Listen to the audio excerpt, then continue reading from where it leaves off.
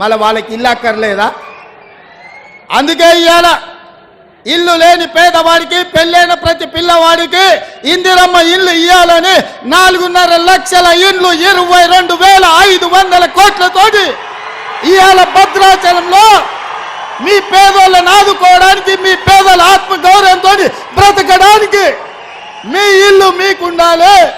మీ ఇంటి ముందల మీరు కూర్చేసుకొని కాళ్ళ మీద కాలేసుకొని కూర్చోవాలి అని ఇవాళ ఇందిరమ్మ ఇండ్ల పథకాన్ని ఇవాళ మీ ప్రాంతంలో ఖమ్మం జిల్లాలో ప్రారంభించిన మిత్రులారా, ఇవాళ మేం మంచి చేస్తుంటే చూడబుద్ధి కాక చూసి ఓర్వలేక రోజు శాపనార్థాలు పెడుతున్నారు తండ్రి కొడుకులు, మామ అల్లుడు, అయ్యా బిడ్డ అందరూ.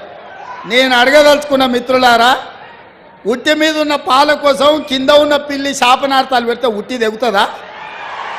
ఉట్టి తెగుతుందా? ఇవాళ వాళ్ళు నీతులు చెప్తారు మీరు ఇచ్చిన హామీలు అమలు చేయండి అని.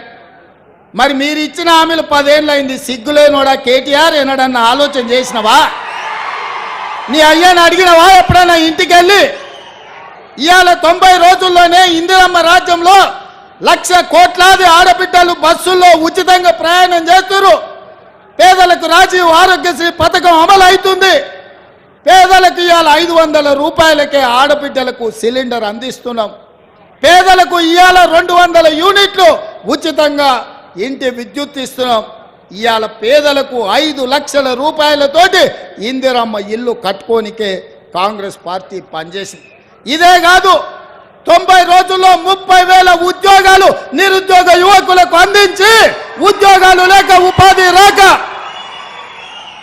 దిల్సుఖ్ నగర్లను, అశోక్ నగర్లను, అమీర్పేట్లను, కుక్కట్పల్లిలను వివిధ చౌరస్తాల తల్లిదండ్రులకు ఊరుకొచ్చి ముఖం చూపించుకోలేక రూపాయి కూడబెట్టి ఉపాధి హామీ కూలీ పైసలు పెట్టి తల్లిదండ్రులు పిల్లల్ని పట్నం పంపి చదివిస్తే కొలువులు రాక పరీక్షలు పెట్టక పెట్టిన పరీక్షల ప్రశ్నపత్రాలు జిరాక్స్ సెంటర్ల పల్లి బఠానీలకు అమ్ముతుంటే ఆ దుఃఖంతో పిల్లలు ఆత్మహత్యలు చేసుకుంటే ఈ గాడిద కొడుకులు ఒక్క రోజైనా చచ్చిపోయిన వాళ్ళని పలకరించిందా అని నేను అడుగుతున్నా. సిగ్గు కాకుండా హరీష్ రావు మాట్లాడుతుండు. నేను మొన్న కూడా ఇవాళ కూడా చెప్తున్నా, దూలం లెక్క పెరిగింది కానీ దూడకున్న బుద్ధి కూడా లేదయా.